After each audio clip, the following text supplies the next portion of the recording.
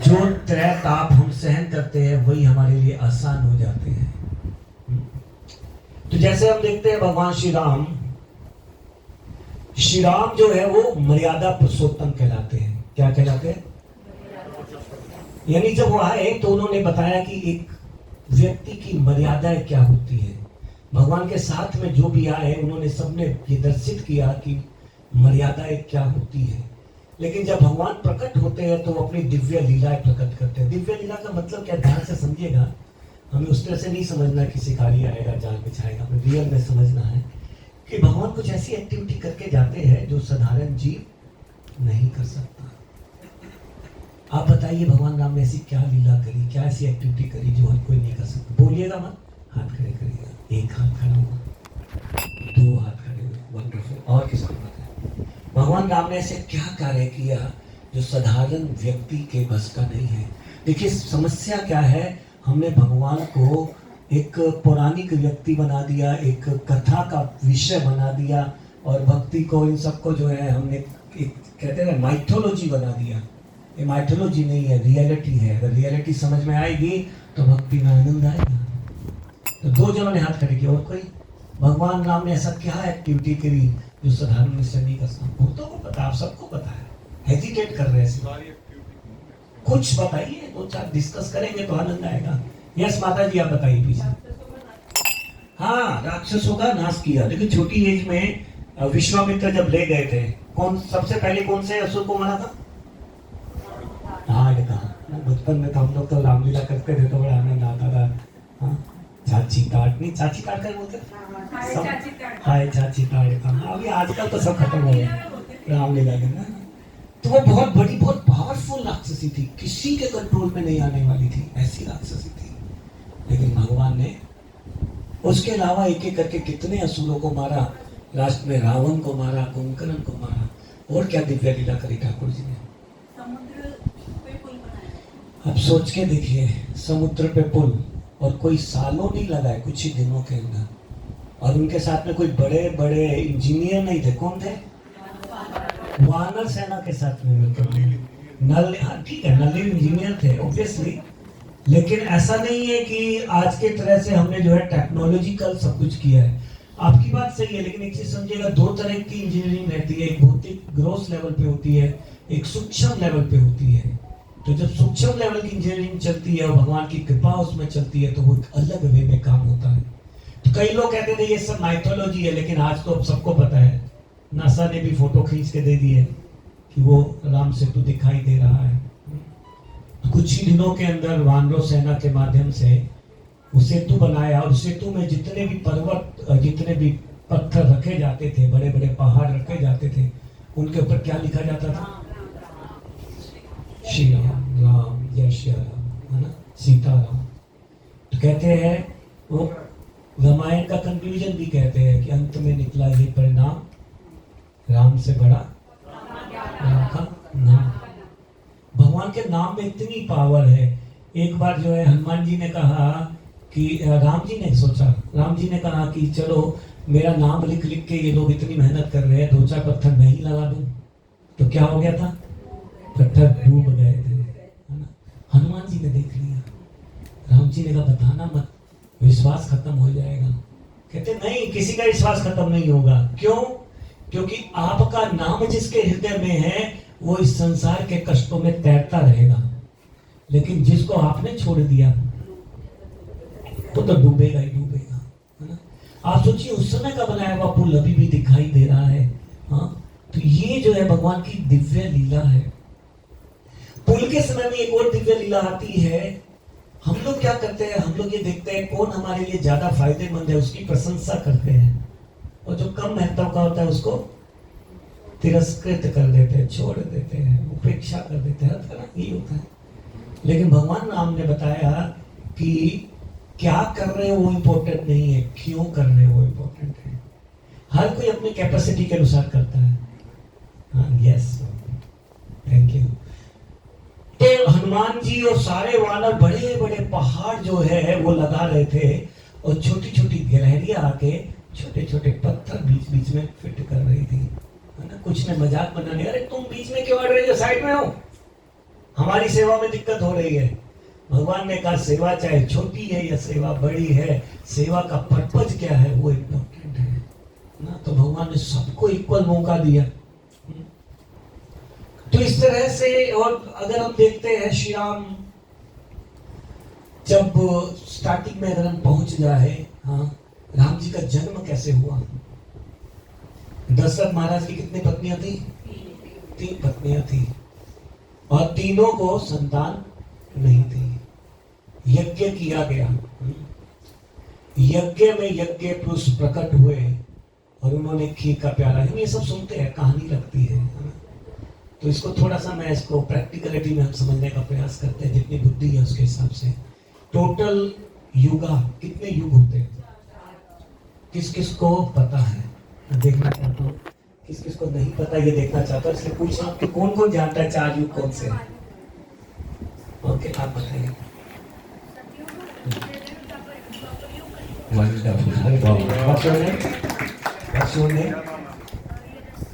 यजस, यजस, very good, thank you यजस प्रभु। सतयुग, द्वापर, त्रेता, कलयुग। जैसे हमारे दिन में एक मॉर्निंग का समय होता है, धीरे धीरे दोपहर आती है, धीरे धीरे, और बाद में चारों के इन्वायरमेंट अलग होते हैं। मॉर्निंग तो आजकल बहुत कम लोग देखते हैं, है ना?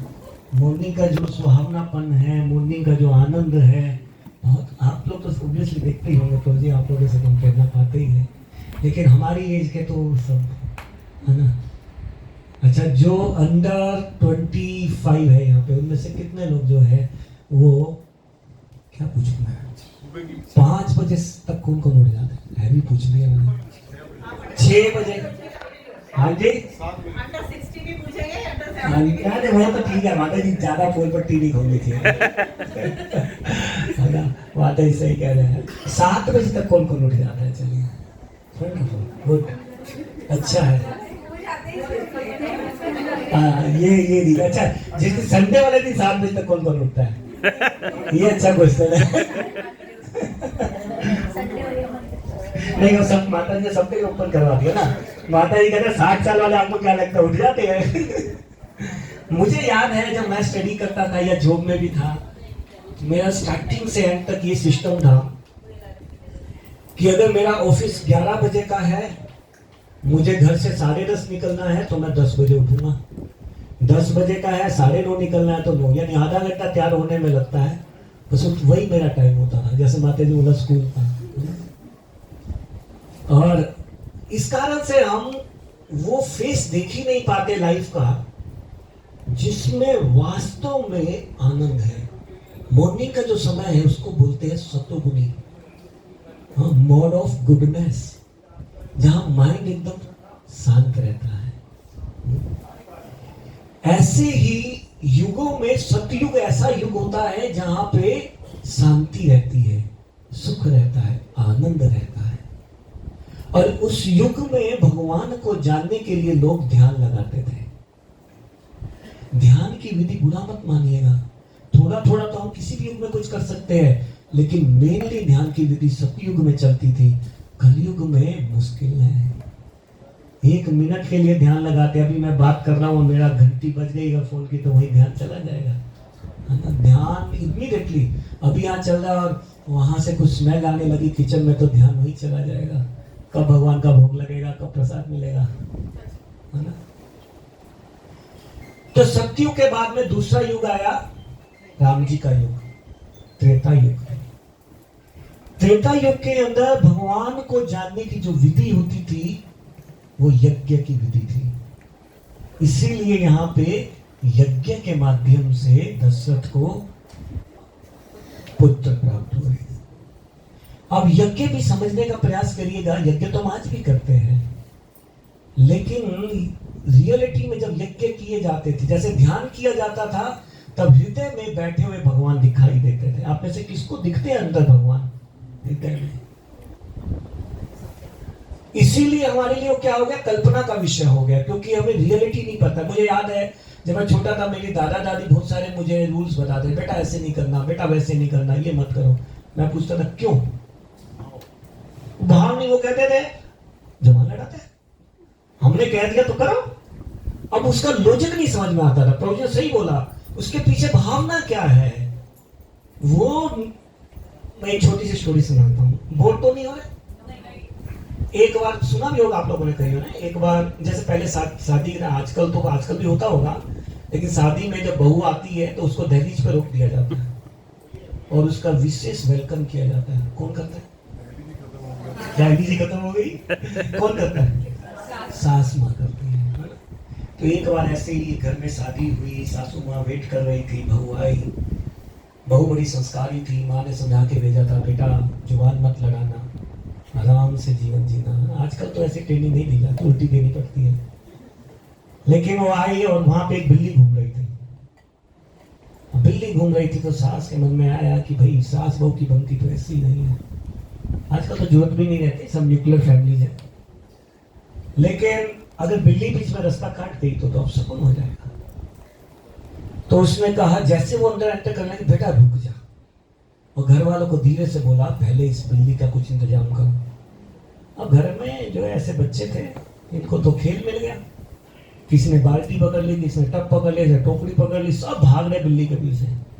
और एक ने बिल्ली को टोकरी में दबा दिया। हाँ, हो सकता है।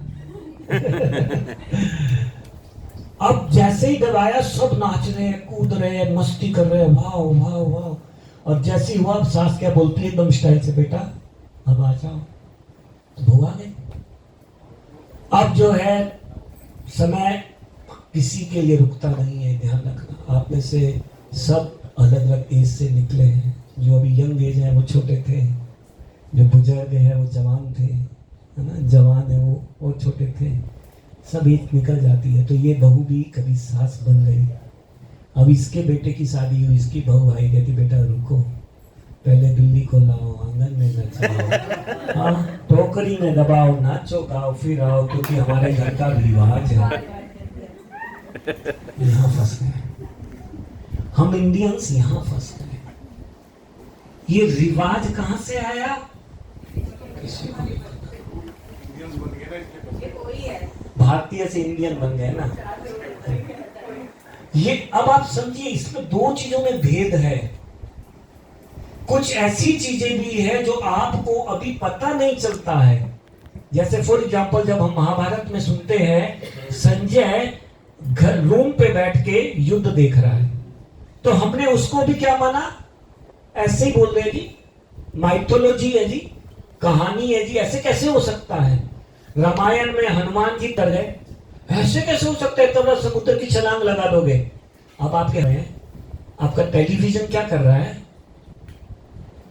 जब शास्त्र में कोई पॉइंट लिखा है, उसको अगर आप प्रॉपर तरीके से एक्सेप्ट करते हैं तो लाइफ चेंज होती है, और उसका रेफरेंस लिए बिना समझते हैं तो फिर गड़बड़ हो जाती है। हमारे शास्त्र में लिखा हुआ था धरती गोल है, लोग कहते थे गोल हो जाएंगे तो गिर जाएंगे, कोई नहीं गिरा। अब जब ढूंढ लिया कि अब आपने टेक्नोलॉजिकल एडवांसमेंट कर लिया, ऊपर पहुंच के चेक कर लिया, हाँ पता चल गया गोल है, अब मान रहे हैं। हमारे यहाँ लिखा नवग्रहों की पूजा, लिखा ना, वो 9 प्लैनेट्स है। अब साइंटिस्ट लोग भी मान रहे हैं। जो डिस्टेंस है, हनुमान चालीसा किस किस को आती है? किस आती है ना? चल थोड़ी सी पढ़े, थोड़ी नहीं थोड़ी पढ़ेगा, ज्यादा तो मैं पढ़ नहीं पाऊंगा। श्री गुरु चरण सरोज रज, निज मनो मुकर सुधार, बरनौ रघुबर विमल जसु, जो दायक फल चार, बुद्धिहीन तनु जानिके, सुमिरो पवन कुमार, बल बुद्धि विद्या देहु मोहि, हरहु कलेश विकार। अब इसका मीनिंग किस किस को पता है?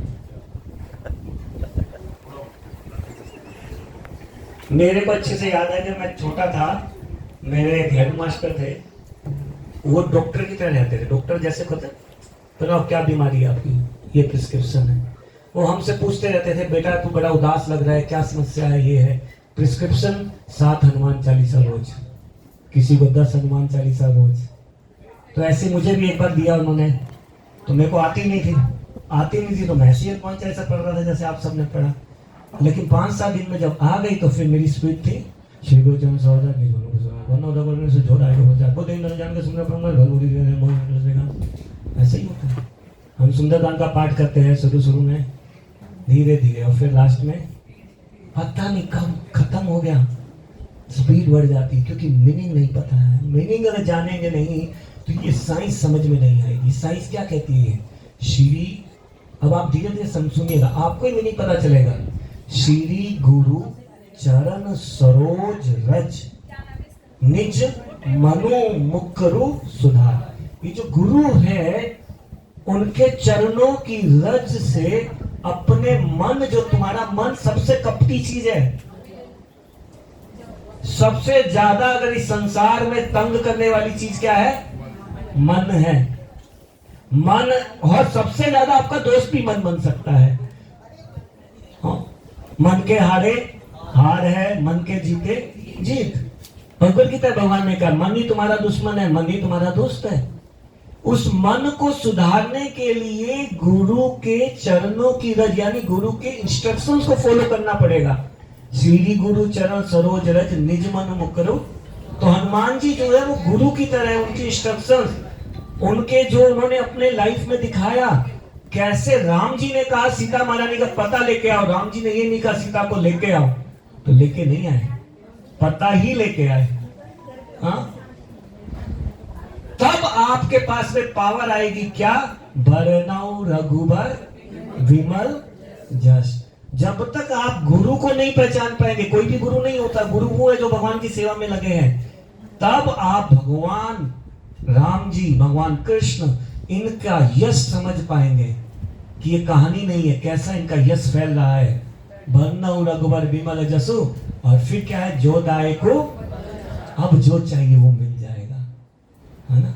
और तब हम गुरु से प्रार्थना करते हैं, जो दाए को फलचार बुद्धिहीन तनु जानी के सुमिरो पवन कुमार बल बुद्धि विद्या देहो मोहि हरहु कलेश।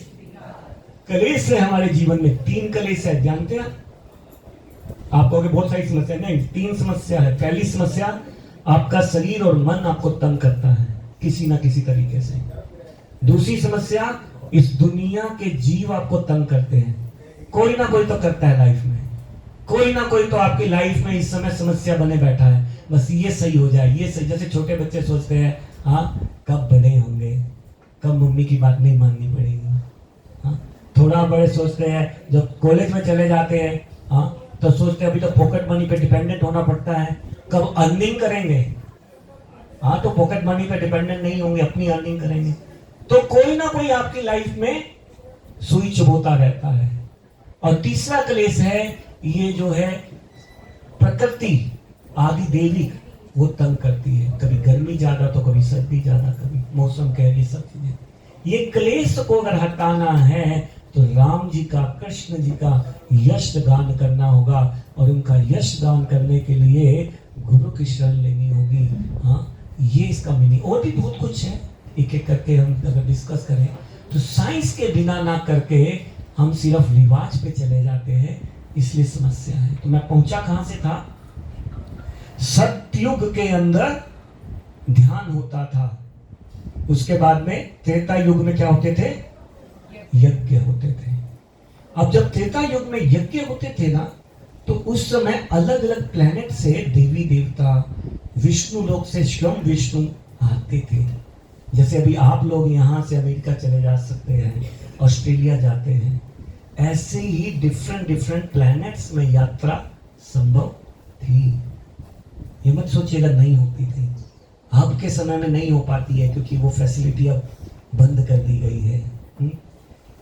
तभी यज्ञ किया दशरथ जी ने, और उस यज्ञ के अंदर यज्ञ पुरुष प्रकट हुए, उन्होंने खीर दी, और उस खीर से जो है राम, लक्ष्मण, भरत और शत्रुघ्न प्रकट हुए।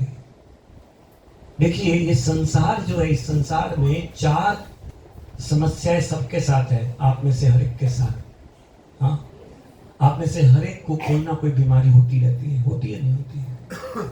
और अगर जिंदा रहे तो हम सब बूढ़े भी होंगे, और बुढ़ापा कितना खतरनाक है, जो बुजुर्ग अवस्था में है वो जान सकते हैं। आजकल तो यंग भी बूढ़े हो जाते हैं, बहुत समस्या होती है। आप जैसे अब यहाँ पे सीढ़ियाँ हैं, तो सीढ़ियों से चढ़ने से पहले 2 बार सोचेगा आदमी, लिफ्ट होगी वहाँ पे आराम से चला जाएगा, करेक्ट?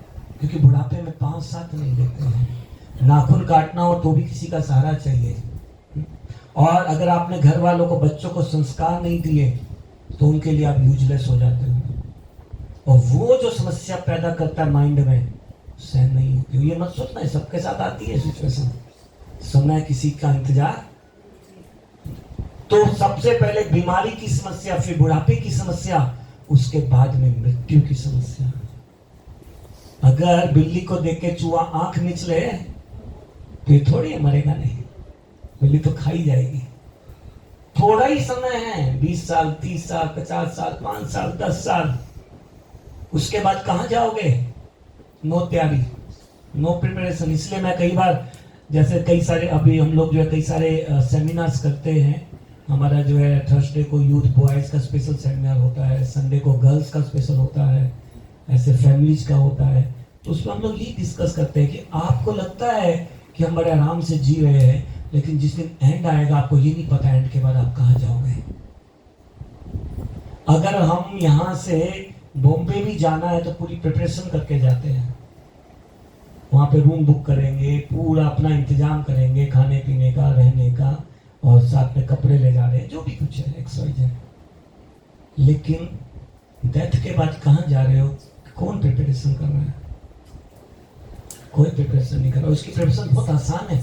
भगवद गीता के श्लोक में लिखा है, मेरे पीछे पीछे बोलिएगा, जन्म कर्म च मे दिव्य यो वेति तत्वता त्यक्त्वा देहम पुनर्जन्म नेति मामेति सो अर्जुन। इसका मीनिंग क्या है? भगवान बोलते हैं जन्म कर्म च मे दिव्यम।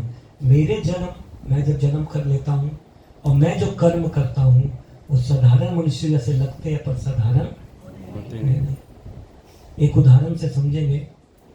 नदी के किनारे पे पेड़ लगा है, आप पेड़ को नहीं देख पा रहे, लेकिन नदी में उसकी परछाई देख रहे हैं। आपको एग्जैक्टली पेड़ दिखाई देता है? नहीं दिखाई देता, लेकिन हाथ लगाओगे कुछ आएगा? कुछ नहीं आएगा। लेकिन उसी पेड़ से एक फल नीचे गिर जाए, उसको पकड़ोगे तो हाथ में आएगा या नहीं आएगा? अगर आप समझदार हुए तो उस फल में और इस फल में डिफरेंस देख के उस फल का सोर्स समझोगे ये कहां से आया, और पेड़ की तरफ देख लिया तो फिर आप खूब फल खा सकते हो।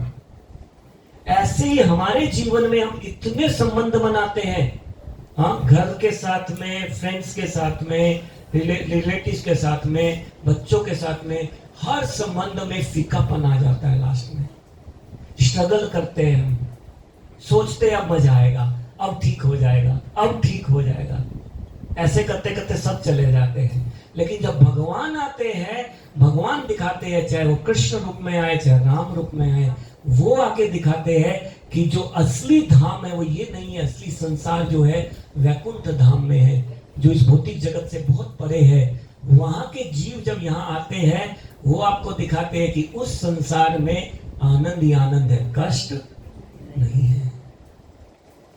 दिखने में चाहे दुख भी लग रहा हो तो भी आनंद आता है।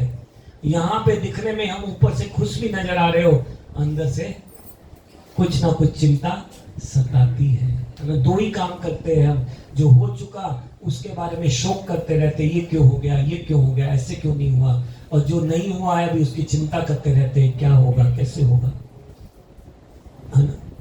लेकिन भगवान की जब लीला है, भगवान आते हैं, भगवान जब लीला करते हैं, वो दिखाते हैं जीवन में असली आनंद लेना है तो इस संसार में नहीं है। जन्म कर्म च मे दिव्यम एवं यो वेति तत्वता। यदि आपने इसको सच्चाई में जान लिया, सच्चा आम देख लिया, सच्चा फल देख लिया, तब आपको जब मृत्यु आएगी, त्यक्त्वा देहम पुनर्जन्म नेति, फिर इस संसार में नहीं आना। खत्म हो जाओगे, खत्म नहीं होगे। माम एति सोर्जुना, मेरे धाम में आएंगे। भगवान कहते हैं उस धाम में भी सब कुछ है, लेकिन वहां मृत्यु नहीं है, वहां बुढ़ापा नहीं है, वहां आनंद ही आनंद है। ये साइंस, ये एजुकेशन हमारी एजुकेशन से हट गया है, और इसीलिए हम लोग जो है चाह के भी भक्ति को ना फैला पा रहे, ना कर पा रहे, क्योंकि भक्ति का असली मीनिंग नहीं समझ में आता है हमें।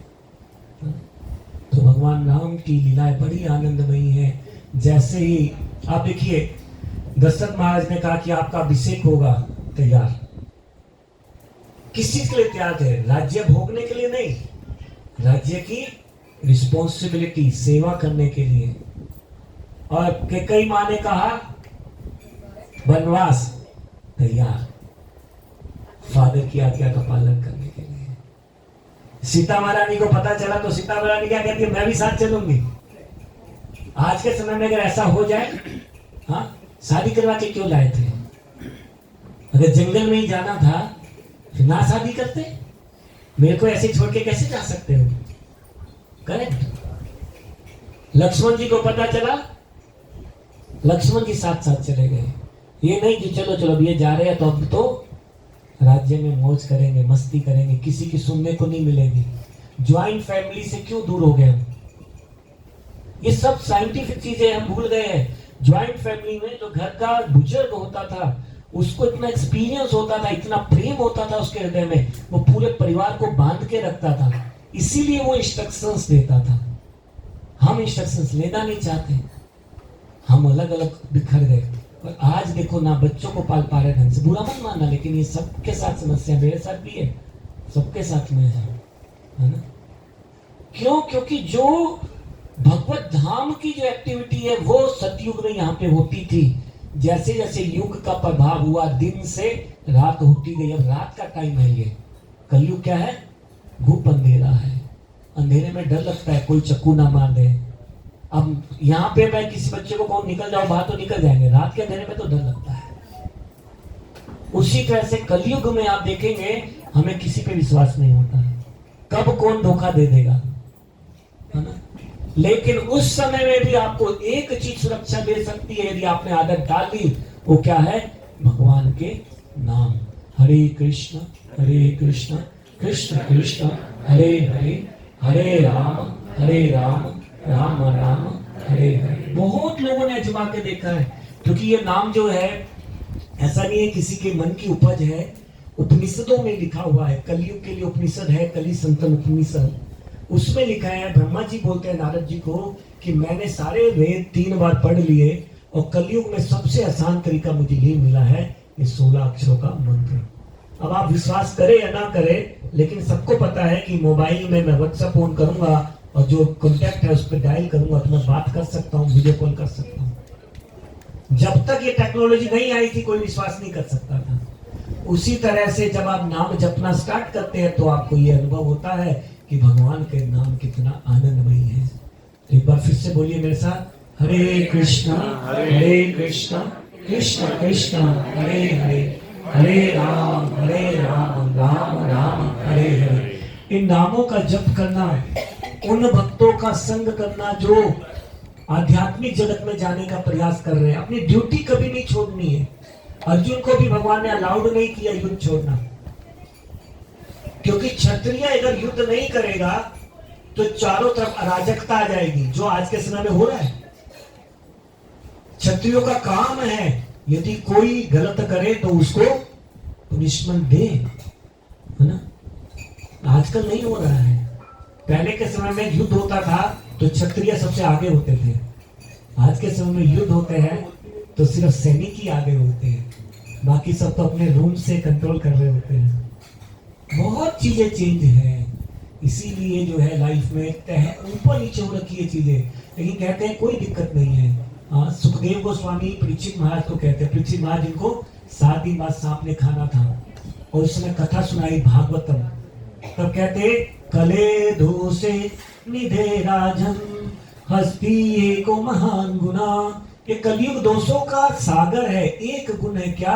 अगर कोई कैसे भी करके भगवान का नाम का कीर्तन अपने जीवन में उतार ले तो इस लाइफ को छोड़ के लास्ट में भगवत धाम चला जाएगा। आपकी अपनी लाइफ, अपनी जिम्मेदारी। जैसे एयरपोर्ट पे बहुत सारे प्लेन होते हैं, जब तक ग्राउंड पे होते हैं ग्राउंड स्टाफ हेल्प करता है, एक बार उड़ गया कोई हेल्प नहीं करेगा। जब तक हम इस शरीर में हैं हमारी सब हेल्प कर रहे हैं, जिस समय लास्ट मोमेंट आएगा ना, कितनी भी कोशिश कर लेना कोई सपोर्ट नहीं करेगा। उस समय आपकी अपनी प्रिपरेशन काम आएगी। वो भगवद गीता कहती है क्या प्रिपरेशन करनी है, अंत काले च मामेव संरन मुक्त्वा कलेवरम या पर्याति स मदभावम याति नास्ति अत्र संशय। अगर अंत समय में आपने भगवान को याद कर लिया तो फिर भगवान के धाम प्रवेश कर जाओगे, वरना तो फिर से यहाँ आ जाएंगे और फिर ये साइकिल चलता रहेगा। तो जीवन में आध्यात्मिकता को इसलिए अपनाना है कि हम जीवन के उद्देश्य को समझ सके, भगवान को वास्तव में जान सके। भगवान बहुत प्रेम करते हैं हमें।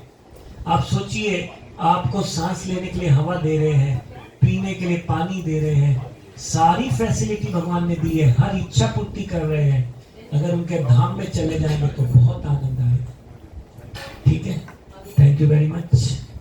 आप सबका बहुत बहुत धन्यवाद। कुछ गलत सब बोले गए हो तो माफी चाहूंगा। बहुत सारे बुजुर्ग यहाँ पर बड़े हैं।